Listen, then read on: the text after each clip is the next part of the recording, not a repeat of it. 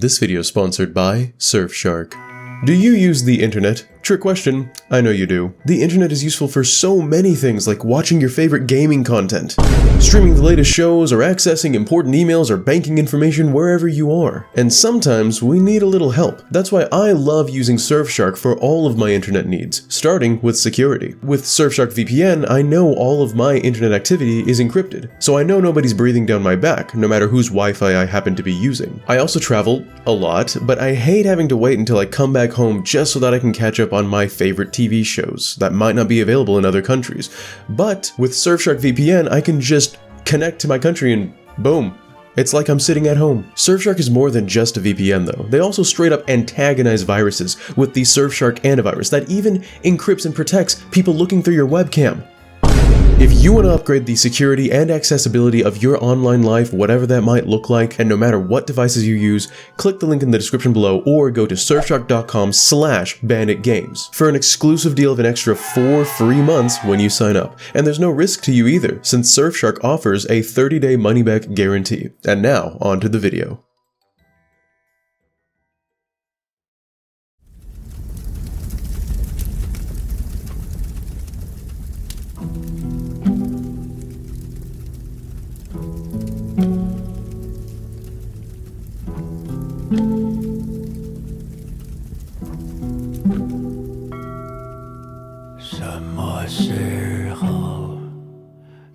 Hello my friends on the internet, and welcome back to the full backstories and explanations behind every single boss in Black Myth Wukong. In this video, we'll be focusing on Chapter 5, getting pretty close to wrapping it all up, with there being only one chapter left, and with it being undoubtedly the most important chapter to cover, you're gonna want to make sure you're subscribed to be here when it drops. As a reminder though, I will still have a few topics to cover in other future videos after we're done with the bosses, just in case you were wondering, so we're not quite done with Black Myth Wukong just yet. Anyway, we've got a lot to get into in this one, so let's just dive right in. Right off the bat, and as always, we will be omitting the frog boss of the chapter, Ba Lung Lung, to be explained in a separate, froggy video. Let's start with the minor, disconnected bosses as we always do, and then work our way up to the main cast, which we'll use the red boy to explain. First up would be the Yao Guai Chief, the 9-capped Lingzi Guai, which is this chapter's veggie-headed Yao Guai boss whose head is made of, you guessed it, a Lingzi mushroom. The same kind of mushroom species that once caused the undead resurrection of the Earth Wolf way back in Chapter 2. Unfortunately for us, we once again find ourselves in the similar situation to the last chapter where the Veggie Guai does not have its own journal entry or portrait. However, we do have a journal entry for the lesser versions of this Yao Guai Chief, known as the Lingzilings, which are undoubtedly related to the Lingzi Guai. Once upon a time in the Highlands, apparently there was a wine estate that specialized in medicinal brews which were enchanting and very tasty. The people loved their products, and thus the wine estate was a flourishing business under the leadership of its master. This master had 2 sons, however, that did not necessarily share their father's mind for the brewing business and instead fancied themselves heroes who nobly wanted to set off and vanquish evil. One day, a grave in their village was defiled and left open, without a corpse, covered in strange fungi where the human body should have been. This wasn't the first time this had happened either. This led the brothers to begin an investigation in an attempt to uncover the truth of the mysterious vanishing corpses. But though they scoured the mountains in search of clues, they found none. One evening while they were returning to the estate, they spotted a figure entering their brewery cellar. Brewery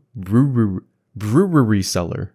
Thinking it was a thief, they stealthily followed the individual inside, only to figure out it was a humanoid creature with a giant red Lingzi mushroom for a head. Of course, being heroes, they killed it immediately since it was a Yao Guai. However, in their violent commotion, their father, the master of the estate, awoke and entered the cellar just to see what all the hubbub was about. And when he saw his son standing over the corpse of the Lingziling, he was angered and revealed that the monster his sons had slain was the very brewer that they owed the finest brews of their beloved estate to. Even though the sons were ashamed of their rash behavior, the brewery still declined in reputation without its star brewer, the Lingziling, around to brew that good brew, and in the years following turned into an estate in disarray. Because it really wasn't that great of a place to live anymore, the sons decided to leave in search of, not a destroyed business or place to live. The master decided to hold a grand feast for a farewell to his sons and invited their friends and family to say goodbye. And after the feast, mysteriously, the brews started getting much better again and business began to flourish.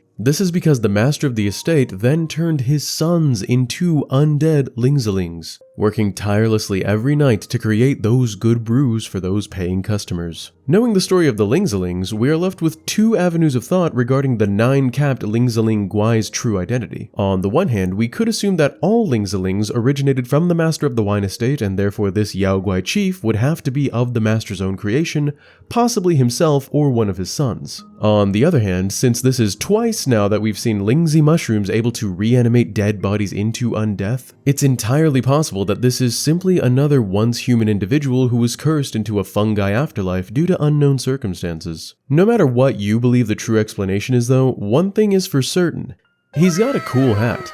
Next up, let's talk about a boss that's already technically been covered before on the channel, albeit completely inaccurately. The Father of Stones is a Yao Guai chief that I talked about long ago in the Chapter 2 video that actually does appear by name here in Chapter 5, and his story is even sadder than I had previously thought. See, like I covered correctly in Chapter 2, the Father of Stones really was one of the 2 mountain deities of the Yellowwind Ridge, and he really did leave his domain for an unknown reason. For more information on his, as well as the Stone Vanguard and Mother of Stones' backstories, check out the Chapter 2 video. Fortunately for us, once we actually encounter him in Chapter 5, his journal fills in the gaps that he left behind in Chapter 2. Turns out, once upon a time, there was a human girl from a nearby village that stumbled into the cave of the Father of Stones. Initially, he meant to expel her from the cave since she wasn't a Yao Guai and no humans were allowed to live there, but upon seeing that she was covered in tattered clothes and witnessing her ingenious cooking skills, he decided that she could maybe stay. He eventually ended up actually bringing her ingredients day by day and continually being impressed with her skill, growing quite fond of her, and the two of them carried on like this for 2 years. One day though, as she was washing her clothes by the river, she stumbled upon a woodcutter from her home village who recognized her. This caused her to enter into a panic and run back to her cave where the Father of Stones found her crying. He asked her what was wrong, to which she explained that the entire reason she had run away from home was because she lived in a very oppressive environment that was trying to force her to marry someone she did not love and actually disliked, all because her parents wanted to exchange her for a bigger dowry for themselves. And since someone from her village had found her, she was sure they would return to try to take her back, which came true the following day. Several of her home villagers arrived at the mouth of the cave, led by none other than her parents, who did not dare enter the cave out of the fear of the Yao Guais living within, but still pleaded with her very loudly to come home from the outside. When she continually refused, after a while, they resorted to cursing her, which angered the Father of Stones, who then stepped outside the cave and roared mightily at the villagers. However, when he re-entered, they returned to cursing the girl all the same. Then the Father of Stones decided to guard the entrance to hopefully further convince the villagers to leave, but they returned his threat by threatening to find a Taoist to come and kill all of the stone guais in the cave if the girl did not return. The girl was unwilling to let any harm come to the stone guais that she came to love though, so in the middle of the night, she quietly snuck out of the cave. But sadly, not being able to see very well in the darkness, she accidentally fell off of a cliff and tragically died upon impact with the ground below. The next day, the stone guais discovered her lifeless body, and the Father of Stones found her passing to be difficult to accept. At this point, the Father of Stones decided to carry the girl's body to the compassionate Rakshasa, also known as Princess Ironfan, who was a powerful immortal living in the Flaming Mountains. After the long journey though, he did indeed find Rakshasa, but she inspected the girl's corpse and revealed that there was nothing she could do to bring her back to life, at least not to be like she was. However, the Father of Stones, being as stubborn as stone, was convinced that this was simply a matter of Rakshasa's sympathy, and because of this he lingered onward for an indefinite amount of time on the Flaming Mountain path, holding the girl's body all the while, hoping one day that Rakshasa would change her mind and decide to revive the girl. He remained here for so long that the girl's corpse eventually ended up decaying completely, turning into a skeleton, while the Father of Stones still held her in his hands until meeting the Destined One, who finally gives him rest. Next up, let's talk about a less depressing boss known as the Mother of Flamelings, a Yao Guai chief. This odd-looking fire serpent Yao Guai thing is the mother or leader of all the other odd-looking fire serpent Yao Guai things known as the Flamelings, who can drop the rare material Flame Ore upon defeat.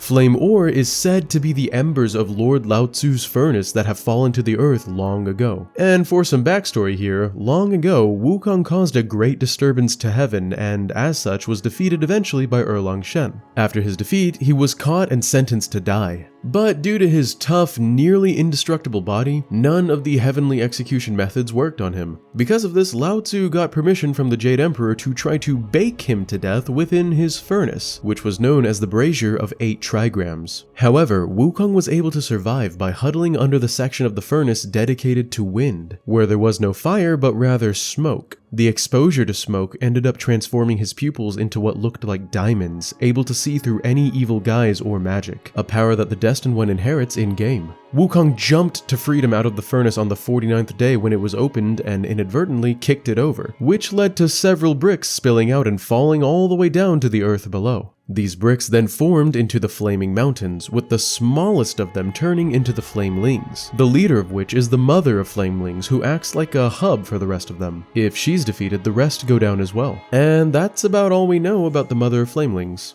Speaking of the whole Lao Tzu brazier event though, one of the tenders of the furnace in heaven was blamed for neglecting to ensure Wukong melted away within the furnace, and as such was banished by his master Lao Tzu from heaven and forced to become the local keeper spirit of the Flaming Mountains as punishment, who we also meet several times in game as a Yaksha King. Upon his banishment, his senior follower of Lao Tzu, a girl named Rakshasa, volunteered to descend to the mortal realm alongside him, and that is how she came to be Princess Ironfan of the Flaming Mountains. This is also why the two of them are very closely acquainted with one another in the game and have much to do with each other's stories. Anyway, we'll return to explaining the Keeper a bit later on since he and Rakshasa have much to do with the story of the Red Boy and the Bull King, but for now I will mention that the Keeper was very involved with raising Rakshasa's son, the Red Boy, and is directly responsible for the appearance of a couple familiar looking stone Yaogwai bosses that also pop up in this chapter. The first of these is the Flint Vanguard. It looks and sounds familiar for a reason too. After the events of the novel Journey to the West, Red Boy had left with Guan Yin in service to her because she had defeated him, and as a result eventually traveled with her to the Yellow Wind Ridge from chapter 2 and spotted the stone vanguard that was defending the cave and thought it was just the cutest thing ever. When Red Boy returned to the Flaming Mountains, the details of which we'll get to later, he demanded to have his own cute stone monstrosity, which the Keeper agreed to give him, even though the Red Boy's parents, the Bull King and Rakshasa both disagreed with the plan. The Keeper then took it one step further and decided to make not just one stone vanguard, which became the Yaogwai chief Flint Vanguard, but many stone Yaogwais, just in case Red Boy got bored, which led to the creation of the other very similar Flint Chief, another Yaogwai chief. Red Boy didn't really care for the chief or any of the other stone guys though, and pretty much just visited the Flint Vanguard, since that's the only one he really wanted anyway. Interestingly, once Red Boy decided to take over the Flaming Mountains right before the events of the game, the Stone Guais became very useful to his efforts, which led to some residents and followers of the Bull King becoming suspicious as to the Keeper's real intentions behind creating so many Yao Guais for seemingly no reason at all. Next up, we have a boss that's not really a boss but is temporarily a boss, known as the Pale Axe Stalwart, a Yaogwai chief. The Stalwart is also technically a character that makes an appearance in the novel, in that he is this chapter's brother of Erlang that serves to aid the Destined One in unlocking the secret area and therefore one step closer to discovering that Erlang helped Wukong with his... whoops, getting ahead of myself there. We'll be covering all of that in the next and final boss lore video covering the bosses of chapter 6, so once again, make sure you're subscribed to stick around when that drops. Anyway, aside from being one of Erlang's Plum Mountain brothers, he also served the Bull King faithfully, achieving the rank of the Bull King's Vanguard and would even consider it an honor to die for his liege. He first fights against you because he mistakes you to be one of the Keeper's undead evil revenant monsters walking around, which is just so flattering. He was busy trying to rid the mountains of them, but upon being sufficiently smacked around by the Destined One, snaps out of his blood haze and recognizes you, claiming that he knew of you long ago, referencing not only the novel but Erlang's quest, and urges that you need to speak with the Bull King directly regarding obtaining the relic of Wukong's body, which the Bull King is keeping inside his body.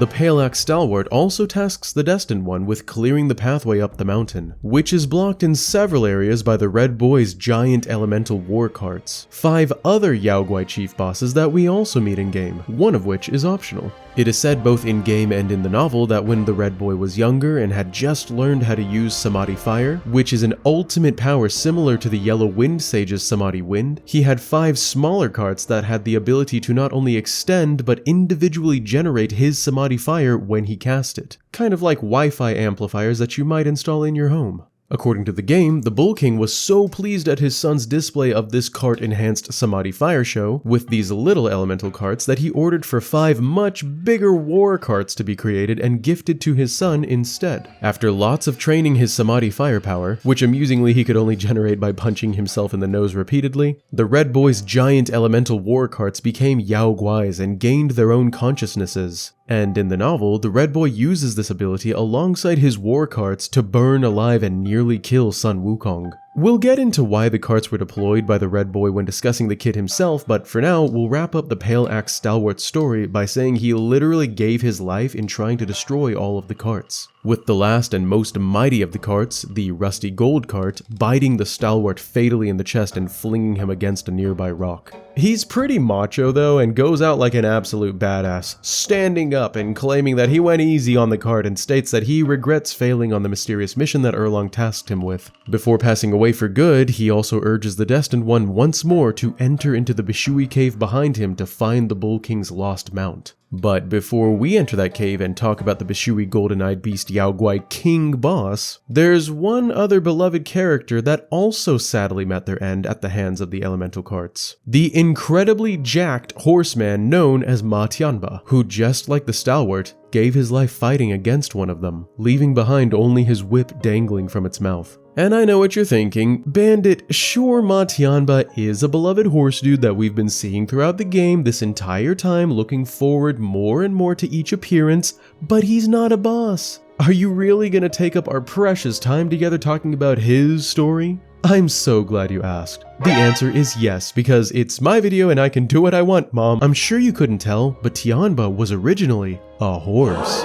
He was a pony that some merchants entered the Flaming Mountains trying to sell. Only the mountains were so overrun with guais that the merchants and horses were all killed by them, except for one. The surviving horsey ended up running 60 miles away to a manor run by a lonely old man named Shu, who lived by himself and decided to take the horse in and care for him. Eventually, the horse became better and stronger than ever, and one day the old man told the horse that he would care for him as a brother and named him Ma-ar, sometimes even going hungry so that his horse brother could eat. One day while feeding Ma, Shu collapsed, which prompted Ma-ar to hoist the old man onto his back and carry him towards the Plantain Cave on top of Emerald Mountain, also to see Rakshasa so that she might restore Shu's health. However, the old man died just as Ma reached Emerald Mountain. In his sadness, he refused to return to Shu's manor, instead wandering the mountains aimlessly, being bullied by the Yaoguais in the area and never fighting back due to his gentle nature. Only surviving on the scraps that the Yaoguais left behind, Ma's body eventually became thin once again. He continued on living like this until one day when he noticed a bull sleeping on the side of the road whose fur was on fire. He tried to wake the burning bull, but to no avail, and since he was a good-hearted horse, he once again decided to hoist the old bull onto his back and make his way toward the Plantain Cave. For whatever reason, the Yaoguais in the area thought this was just absurd and attacked Ma-ar as he raced towards the cave, which did not stop Ma but did serve to injure him in several places. Eventually though, he charged ahead and reached the Plantain Cave, which is when he realized that the old bull he was carrying on his back was not just any old bull, but rather the Bull King himself, who had simply been passed out drunk. When Rakshasa saw her husband the Bull King, she called out to him until he woke, and once he did and realized what had happened, he praised Ma-ar for being so brave and took him in under his banner, naming him Ma Tianba and training him in the ways of martial arts, where assumedly he became the strong Yaoguai we see today. After the Great Sage's defeat, the Bull King was given the body relic of Wukong and hid it away inside his own body, and soon after he started to become very ill. Many people had guesses as to why he was becoming ill, such as the Keeper of the Flaming Mountains guessing that the Bull King just couldn't forget about Wukong, or his daughter's maidens saying he was repenting for his past sins, or his wife's maidens saying he was clearly stricken with a cow illness,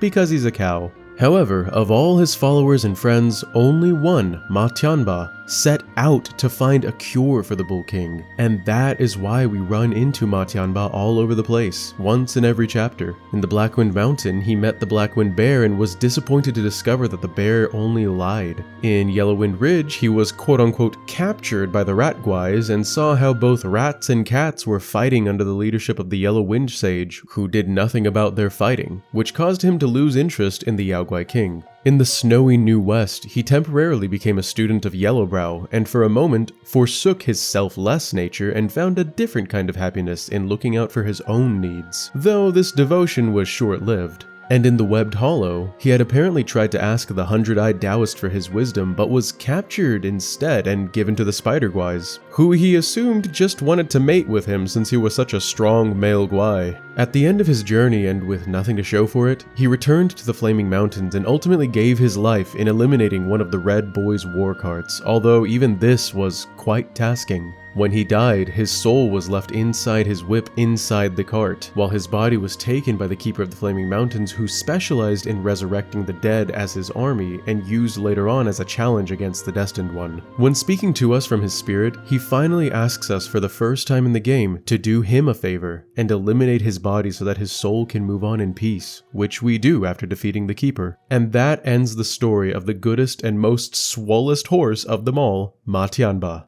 The final minor boss we'll cover is actually the beloved beast mount of the Bull King, the Golden-Eyed Beast, a formidable Yao Guai King. This beast actually appears in the novel as well, when the Bull King needs a ride to meet up with his dragon pals at the bottom of Green Wave Lagoon. He is literally in the middle of fighting Sun Wukong in midair when he stops Wukong's rod and says, "Hey man, hold up, I gotta go to dinner first," then saddles up on the waterproof Golden-Eyed Beast and heads off toward the lagoon, leaving Wukong behind in the air like... Wukong follows him and turns into a crab, entering the lagoon where at the very bottom he sees the Golden-Eyed Beast tied up outside an underwater gateway. Inside this underwater gateway at the bottom of the lagoon was an area with no water, after which he spied on the Bull King just having a great old time partying with some dragon friends. Wukong then decided that since the Bull King was busy, he would temporarily turn into the Bull King and steal the Golden-Eyed Beast and ride it back to Rakshasa, who still had the plantain fan, which Wukong and co needed to cross the Flaming Mountains. Mind you, Rakshasa hadn't seen the Bull King in years, knowing he left her for a younger woman known as the Jade-Faced Princess. Obviously, Rakshasa was overjoyed to see her quote-unquote husband once again, which was actually Wukong, leading to the two of them sharing a drunken, romantic, but sweet evening, ending prematurely when Wukong successfully tricks Rakshasa into giving him the plantain fan and revealing his true form right after, causing her a lot of stress, to put simply, as in she straight up wishes to die. And to be honest with you, I felt really bad for her when I was reading this, but anyway, since Wukong shed his Bull King appearance, he also left the Golden-Eyed Beast at Rakshasa's door, after which it was found by the Bull King when he finally got done partying and traced Wukong's steps back to his wife and discovered that the monkey had tricked her using his own appearance. This made him upset, but that's another story. In a nutshell, the Bull King fought against Wukong so effectively that the Keeper and his army of undead and even the entire Heavenly Court had to intervene and force the bull into submission, which we see in the anime section at the end of chapter 5. Like I said though, there is a lot more to it, but that is the nutshell version. The next thing we know about the Golden-Eyed Beast though is from the game lore, when Red Boy decides to exact vengeance for his people, which is something we'll get to in just a sec, and his father the Bull King, fearing his son bringing about his own demise, locks the Red Boy away, tasking the Golden-Eyed Beast with keeping guard over the boy day and night. However, one day the Red Boy got out of his shackles somehow, and the Bull King rushed over to intercept his escape. When he found his son, he was badly injured, pinned underneath the claws of the Golden-Eyed Beast. This prompted the Bull King in a flash of fatherly instinct to severely injure his beloved mount in order to get it off of his son, though he purposefully did not kill it due to him loving his mount. However, it turns out that the Red Boy was faking his injuries and was actually not harmed at all, after which he sprung into action and used his Samadhi fire against his own father, besting him and taking his weapon from him and leaving the Bull King wounded and motionless atop the mountain, having lost both his son and his mount. The last time the Bull King saw his beloved trusty old friend, the Golden-Eyed Beast, it was limping away from the battlefield, severely wounded physically and emotionally. It made its way down into the Bishui cave, where eventually it is put down by the Destined One. With all of the minor bosses in Chapter 5 explained away, it's time to turn our focus to the main boss and those associated with him, the Red Boy himself. In the novel, the Red Boy is simply the son of the Bull King and Rakshasa, but according to the game lore, he is technically not related to the Bull King because Rakshasa was instructed by her master Lao Tzu to drink from the river of childbearing in order to conceive the Red Boy. This is actually an added piece of lore that gives more reason as to why there was such a wedge driven between the Bull King and his wife. He initially saw her having a son that was not his as a dishonor towards him and his name, and this is why he found another woman to love, the Fox Guy known as the Jade-Faced Princess, who later on is killed by Jubaja and the Keeper. Even Rakshasa herself admitted that nobody could know the truth behind the Red Boy's birth. However, this lack of truth made others begin to wonder if the Red Boy was actually the child of an affair between Rakshasa and the Keeper, who were admittedly very close, especially since the Keeper was very protective of the Red Boy and spoiled him quite a bit. It also probably didn't help that the Keeper actually was also in love with Rakshasa, though he fervently believed himself to be unworthy of her, at least in their master Lao Tzu's eyes. The Bull King, who ultimately knew the truth but was still deeply bothered by all this, gave her the hidden away Bishui cave to stay in while birthing her child along with the golden-eyed beast as a guardian. Now, you're probably wondering why Rakshasa was commanded to give birth to the Red Boy, especially given that it proved to be very problematic for her marriage. While we still can't know the entire reason behind this because, similarly to the last video, it involves a conspiracy with the Heavenly Court, Lao Tzu in particular, we do still know some of the circumstances that led to the Red Boy's birth. Long ago, there were two kingdoms, known as the Yaksha Kingdom, the inhabitants of which were called Yakshas, and the Rakshasa Kingdom, the inhabitants of which were called Rakshasas. Because the Yakshas did not comply or believe the teachings of the Buddha, the Heavenly Court decided to eradicate the kingdom of Yaksha entirely, and after an intense battle that led to the deaths of many brave Yaksha warriors and the general Mi Yan, the heavenly forces finally succeeded in destroying the kingdom and eradicating the entire race, leading to the erasure of the Yaksha Kingdom as well as the Rakshasa Kingdom, and the spread of both the few surviving Yakshas and Rakshasas in the world at large. In the short moments before the armies of heaven overthrew the throne room, the Yaksha King sat on the ground, holding his deceased son in a moment of bitter peace before total annihilation. The Keeper of the Flaming Mountains was also with him and scolded him for apparently bringing about the destruction of his own kingdom upon himself. The king was silent. The Keeper then continued by offering a way to continue the line of Yaksha royalty, which the king was hesitant to follow. In the end, though, he agreed, and the Keeper sat beside the corpse of the Yaksha prince and chanted something that made a red lotus flower bloom on the child's forehead. He then plucked and placed the lotus flower inside the bowl that he carries and instructed the king to offer his life to complete the process, implying heavily that the king's life, specifically his blood that would flow from his arm, was needed to mingle with his son's lotus flower and the water from the river of childbearing in order to conceive an heir of the Yaksha royal line in whoever would drink the concoction, which we will refer to as the wonderful Yaksha baby spawning drink. Now, the kingdom of Rakshasa was also destroyed like I mentioned, though the only detail we have for its destruction was simply that it was related to the kingdom of Yaksha. Death by association, I suppose. Regardless though, the princess of the Rakshasa, who we know as Rakshasa with an I, for whatever reason then became a disciple of Lao Tzu, one of the senior immortals of heaven who you may recall is also most likely responsible for the shady business in Chapter 4, after which she and the Keeper descended down to the Flaming Mountains. Lao Tzu arranged for her to marry the Bull King, and then Lao Tzu tasked her with ingesting the wonderful Yaksha baby spawning drink and giving birth to the wonderful Yaksha baby, also known as the Red Boy. Red Boy was plagued with dreams of his past lives as both the Yaksha King and Prince, remembering the details of his death and Lotus Flower resurrection, which his mother forbade him to speak of just in case someone were to get a whiff of the real story. As he grew and matured in his magical powers, training with no fewer than 52 different instructors and religious teachers over the course of 300 years and obtaining the power of Samadhi Fire along with his elemental war carts, the events of the novel eventually take place.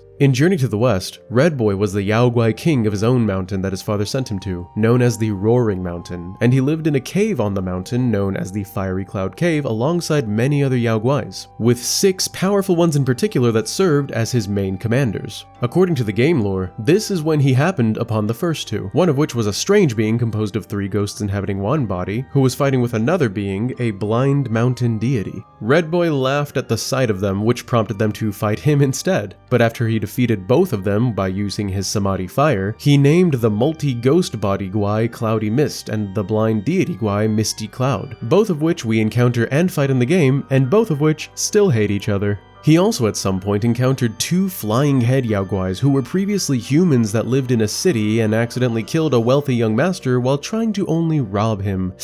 Whoopsie. After the murder, they were caught and sentenced to death by beheading. Before their beheading though, one of the murderers explained to the other in their imprisonment that he was a descendant of something called the Falling Head clan, and as such could teach the other how to transform their heads into flying Yaoguais, which they did, and upon being beheaded, their heads just floated off and left their headless bodies behind, while they disappeared into the mountains. After this, I can only assume that Red Boy found them and took them in as his next 2 commanders, known as Fast as Wind and Quick as Fire. Finally, there apparently was also a Yaksha Yaoguai duo known as Top Takes Bottom and Bottom Takes Top, or Hurly Burly and Burly Hurly in the novel, that were found by Rakshasa when they attempted to kill all of the passengers on a certain boat. Rakshasa intervened and forced them to join her in the Flaming Mountains to cultivate their practice there, which I can only assume is when Red Boy met them and they became his final 2 commanders. But back to Red Boy's story in the novel. Red Boy first appears in the story as a red cloud that noticed Wukong and the gang traveling along the road approaching his mountain, and having heard about monk Sunzong before and also believing that consuming the monk's flesh would grant enormous amounts of immortality, which apparently all of the other monsters in the story believe, he decided that he too would attempt to trick the group and kidnap the monk for said eating of his flesh. To do this, he appeared to the group as a small naked child tied to a tree, crying loudly for help to get down from said tree, which is obviously a very attention-grabbing situation to stumble upon. Wukong tried to get the group to ignore the cries for help as he was deeply and rightfully suspicious of the Yaoguais in the area, but as is typical for his character, the monk Sunzong did not believe the great sage at all and became quite angry at Wukong for his warnings and decided to ignore the poor monkey and rescue the quote-unquote helpless child. After this, the Red Boy was placed on Wukong's back to be carried to safety, but while they were walking along, Wukong and the helpless child were trailing behind the others. So Red Boy tried to crush Wukong by magically enhancing his weight, not knowing at first that Wukong's kind of a badass. This was over the line for the Monkey King though, and he immediately flung the Red Boy off of his back against a rock nearby with so much strength that the boy's body was reduced to a meat patty, from Red Boy to red meat. However, the Red Boy predicted this might happen right before it did, so he had preemptively released his soul from the temporary child body so that he could escape the wrath of the Monkey King. After this happened though, Red Boy summoned up a great whirlwind and abducted Monk Sunzong, taking him back to the Fiery Cloud Cave. Wukong initially told the others at this point that this was it for their merry band and that he could no longer serve a monk that was so obtuse as to not listen to his warnings over and over again, because trust me, it happens in the novel over and over again. However, he was talked into not giving up since this was his payment for his previous sins against heaven after all, so he and Baja headed off to meet the Red Boy in his lair, while Wu Jing stayed back with the horse. Long story short, Red Boy used his carts and the Samadhi fire to blaze the area to the point to where it was so hot and smoky that Wukong could not see the way forward. This prompted Wukong to summon the 4 Dragon Kings of the Oceans to rain water down upon the fire, but because it was magical Samadhi fire, this only served to enhance the flames, not put them out. The fire then grew so hot that it actually made Wukong catch flame and dive into the nearby river to put the flames out, but the shock of going from intense heat to intense cold caused him to faint and very nearly choke and lose his life, if it were not for Baja massaging him back to life. Wukong then decided to spy on the Red Boy by taking the form of a fly and witnessed him talking to his 6 mighty commanders, Cloudy Mist, Misty Cloud, Quick as Fire, Fast as Wind, Top Takes Bottom, and Bottom Takes Top, and instructs his 6 fiend friends to go summon his father, the Bull King, so that they may both eat the monk together and gain lots and lots of immortality.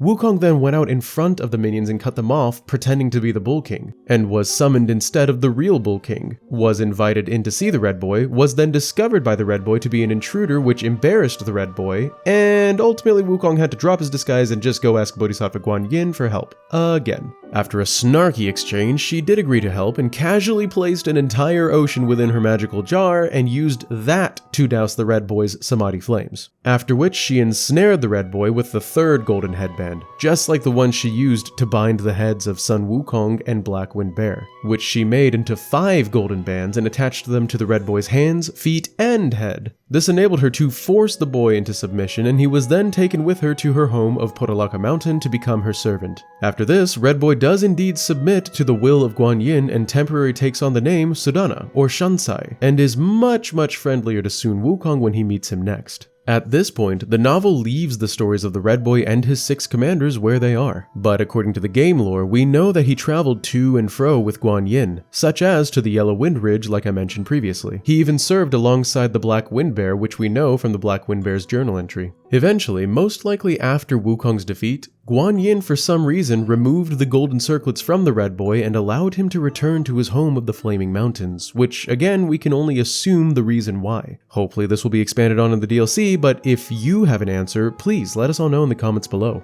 Anyway, at this point, Red Boy presumably reacquired his war carts and the 6 weirdly named commanders. He also somehow discovered his true origins, as in he found out that he was the reincarnation of the Yaksha royal line, and as such, purposed in his heart to avenge his genocided people by taking the fight back to their killers, back to heaven. For this purpose, he asked his father the Bull King for Wukong's relic, but because Wukong warned the Bull King right before he died of the dangers his remains, also known as his relic, could bring about, he refused to give the relic to his son, not wanting his son to bring harm or death to himself, and instead ingested it so that nobody else would be burdened with its power. However, since he could not trust his son to obey, he decided to take things one step further and actually imprisoned his son, which led to the Red Boy being hurt by and losing respect for his father, thinking him to simply be Heaven's lapdog. After this, the Red Boy escape and Bishui Beast encounter happened, and with nobody to stop him anymore, Red Boy assumed the command of the Flaming Mountains and deployed his 5 war carts along the mountain path to guard against the one who would be coming for the relic, the Destined One. The Keeper also joined forces with the boy and raised his undead army of revenants once again to aid the cause, and I'm also pretty sure that the Keeper is the one who told Red Boy of his true origins, as it kind of fits his MO at this point. As a part of the Red Boy's plan, he also ended up abducting his sister Ping Ping,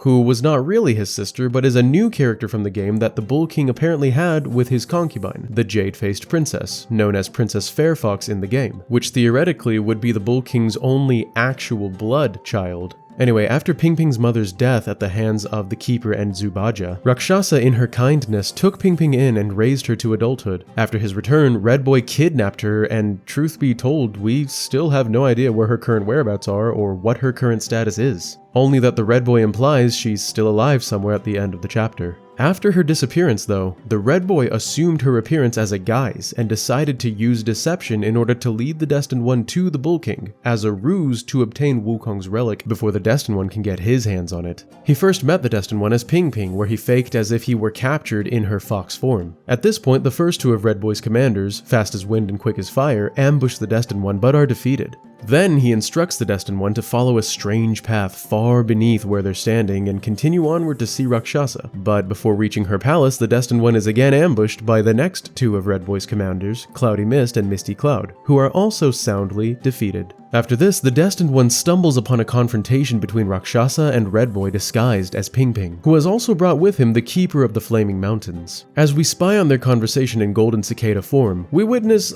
a whole bunch of things take place. In the first place, Ping Boy pleads with his mother for her plantain fan. Then, the Keeper reveals that he is afraid of what will happen now that the Destined One is coming for them, and the truth has been revealed, most likely referring to the Red Boy. Then he tells Rakshasa that he just wants to run away with her and seals or warps Ping Boy away so that he can have a moment with his old love.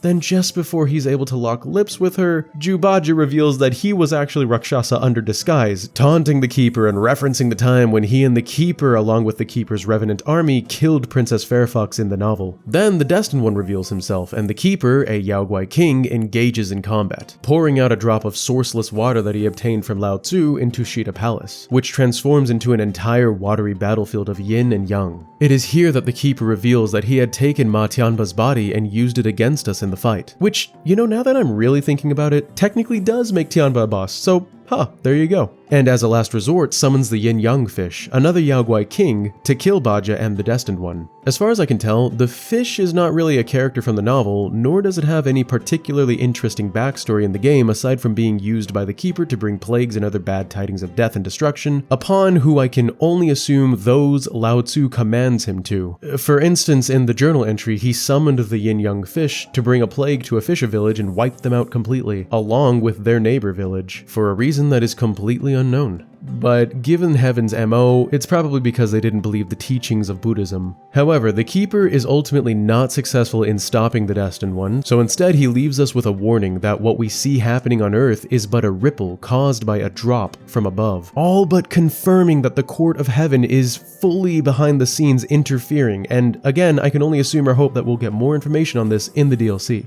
Anyway, as the Destined One continues onwards towards the summit to see the Bull King, we can also deviate and go out of our way to aid the Pale Axe Stalwart and destroy all of the other war carts, granting access to Bishui Cave, where the Red Boy's final two commanders, Top Takes Bottom and Bottom Takes Top, have fallen in their ball form and can be encountered and killed by the Destined One. Finally, once we reach the summit, the final encounter with the Red Boy begins as he tries to convince his father, the Bull King, who is very weak at this point from having ingested the relic of Wukong so many years ago and on his last legs, to give up the relic right then and there to the Destined One because, you know, the Red Boy is nowhere to be seen, right? The Bull King sees right through this ping-ping disguise though, and the Red Boy reveals his true form as a result, then threatens to kill both the Bull King and the Destined One for good. After defeating the Red Boy, the Bull King acknowledges that Red Boy isn't quite dead yet, but still decides to give the relic to the Destined One, which is of course intercepted by the Red Boy, who was lying like right there, not dead, like he just admitted, dodging death by the use of a false death talisman given to him by the Keeper of the Flaming Mountains, which finally reveals to us that the Keeper's true allegiance lied with the Red Boy all along. Consuming the relic of Wukong, Red Boy then undergoes a transformation into the mighty Yaksha King, and once again engages in combat against the Destined One and Bajia, who finally showed up for the fight. Although he realizes after fighting the Yaksha King for a little bit that he doesn't feel like wiping out the last member of Yaksha royalty, and as such, excuses himself from fighting. After the Yaksha King is defeated, Bajia returns and attempts to scold Red Boy and remove the relic from his body, but is then stopped by the real Princess Iron Fan with the real Plantain Fan, who has apparently been away in heaven asking for help this whole time, but to no avail. And in Chinese mythology, 1 day in heaven is like 1 year on Earth, so to her she might have only been up there for a few moments, but to the people in the mountains she was gone for quite a while. Rakshasa then begins to plead for mercy over her son's life, offering to never again leave the mountain and keep her children there forever, even offering up her precious Plantain Fan permanently if we would only spare her son, the last member of Yaksha royalty, who only ever wanted vengeance for the extermination of his kind. However, before Bajia or the Destined One can even respond, the Red Boy speaks up, saying those in heaven will never be content unless his family of Yakshas and Rakshasas and Yaogwais are submissive and ready to bend the knee at any point to the will of the court. He then says, very passionately, that we will never see it from him, and commits suicide right behind his mother, ending the line of Yaksha royalty for good,